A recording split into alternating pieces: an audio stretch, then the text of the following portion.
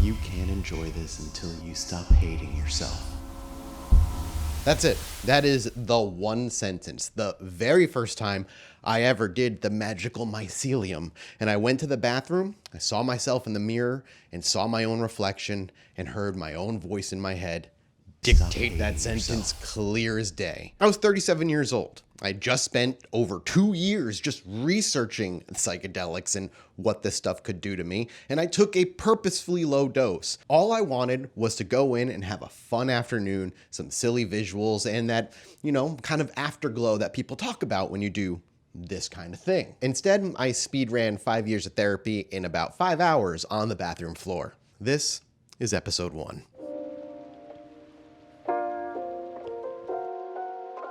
Welcome back to the Molecule Mindset, everybody. And yeah, this is where my journey began, the very first trip I ever had. The dose wasn't big, just under 1.5 grams. And this is when I was just eating them, just cutting them up or grinding them up. I put them in a peanut butter sandwich specifically, I think. The plan was just to dip my toe in. The idea behind all this was still really, really scary to me. Even though I had done years of research to understand what this all was, there was still an element of giving up control I felt like I was about to do that kind of was giving me a little anxiety. So that low dose, I expected light, fun things. And for the first hour or two, that's what I got. I actually vividly remember at one point going into my kitchen, looking at the tiles on my kitchen floor, and they looked really big for some reason. And I did get down on my hands and knees and was kind of measuring them with my hands and being like, whoa, I don't think they're enough. And I did step outside and the trees were gorgeous. The colors looked a little more vivid than they usually did. And all the squiggles on my plaster ceiling and stuff all started to look like they were breathing and moving around. It was really fun and basically what I expected. I fully was aware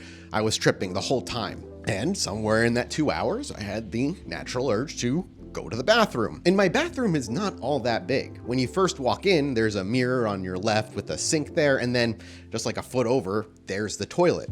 And as I walked in, I looked over and I saw my face in the mirror. Nothing crazy looking for visuals, but I maybe caught my glance for about 2 seconds before, in my head, my own voice, under its own direction, I guess you would call it. It wasn't an active thought.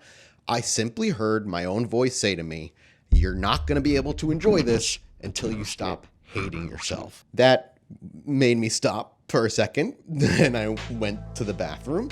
And after I finished, I then put the toilet seat down, sat on it for a while, and I think about 15 or so minutes had passed. At that point, there was a knock at the bathroom door. My girlfriend was there, knocking, making sure I was all good. And when she asked what I was doing in the bathroom, I said, I don't really think I said anything. I was pretty quiet. And when she pushed, I said, I think I hate myself. Now, before we go any further, there's actually some research on this aspect of the experience, this mirror, self-perception, these encounters with yourself that your brain is typically designed to avoid, but under the influence of psilocybin, those barriers are broken down. Many people talk about discussing with themselves the problems that they have and perceive within themselves, both profound and metaphorical down to the very simple of my anxieties getting in the way. And that's what this was for me anyway. It was an immediate mirror that looked inward, and it really showed me a huge weight that I was carrying for decades. And clear as day, I can still fucking hear it say to me, you can't enjoy this until you stop hating yourself. As I said, my girlfriend came into the bathroom, and after I told her I don't think I like myself, I pretty much immediately broke down into tears. For a while, it was kind of hard to understand why. Well, less hard or difficult to understand why, and more hard for me to admit to myself.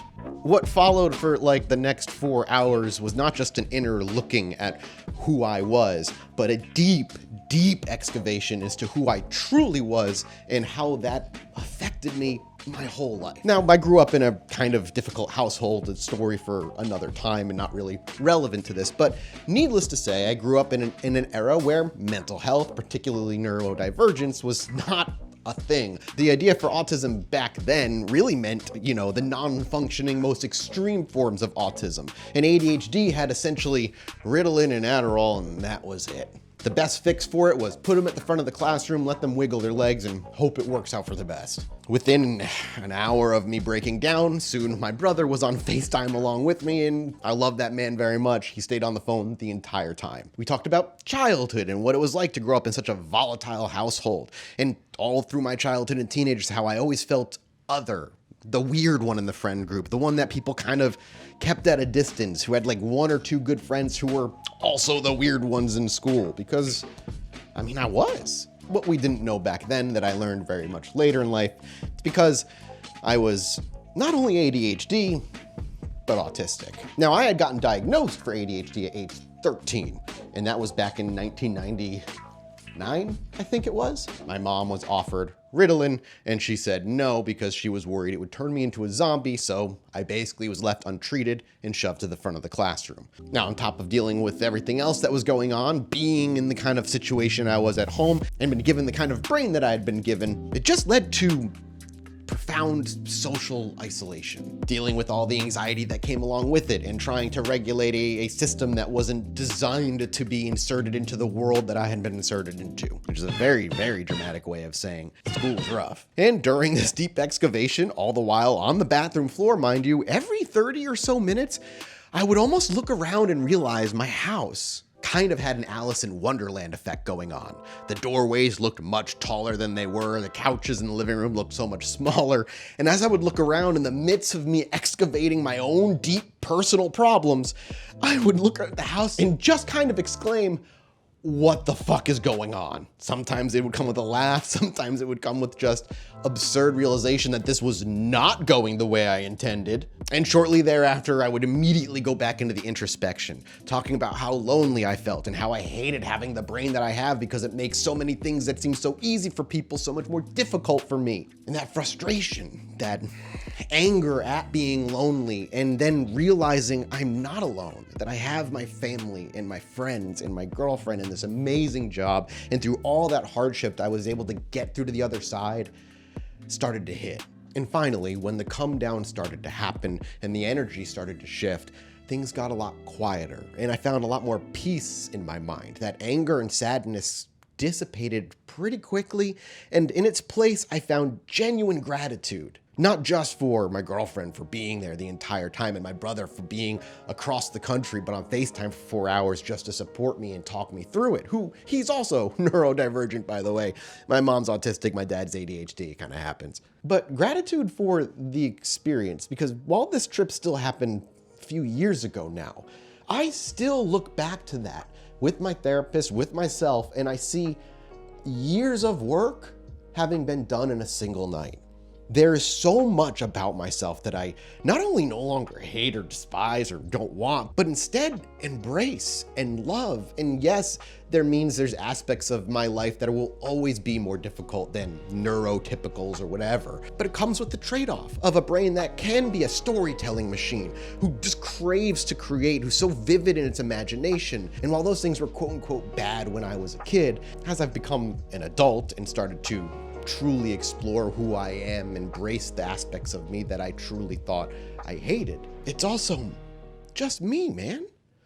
And just like me, just like you, every individual on this goddamn planet is unique and beautiful and strange and broken and hurt and wounded. We all just want somebody to say, you're good enough. The realization that I had to say to myself first was the thing that broke the dam, and was the path that this first experience cracked wide open for me. So yeah, this ended up being and remains to be one of the most profound, foundationally healing moments in my entire adult life.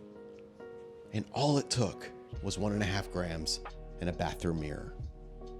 I'll see you next time.